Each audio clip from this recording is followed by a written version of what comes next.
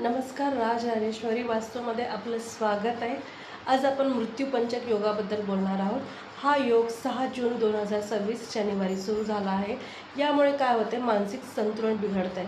तर मानसिक संतुलन व्यवस्थित राहण्यासाठी आपल्याला कुलदेवतेची आणि शिवशक्तीच्या राजराजेश्वरी स्वरूपाची पूजा करायची.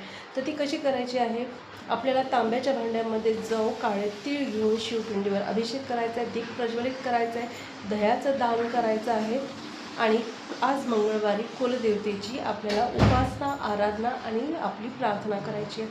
तर ती कशी करायची आहे, दक्षिण दिशेमध्ये हळद, कुंकू आणि चंदन आणि गुलाबाचं अत्तर एकत्र करून त्रिकोण निर्माण करायचा आहे आणि तिथे गाईच्या तुपाचा दिवा प्रज्वलित करून कुलदेवतेला आपल्या कामामध्ये जी दिरंगाई समस्या निर्माण झाल्या आहेत त्या सगळ्या व्यवस्थित होण्यासाठी आणि समस्यांचं निराकरण होण्यासाठी प्रार्थना करायची आहे. आणि आपल्या कुलदेवतेचा आपल्या परंपरेनुसार जो कुलाचार केला जातो तो आपल्याला आपल्या देवघरात बसून करायचा आहे, प्रार्थना करायची आहे आणि मंत्र जाप करायचा कुलदेवतेचा.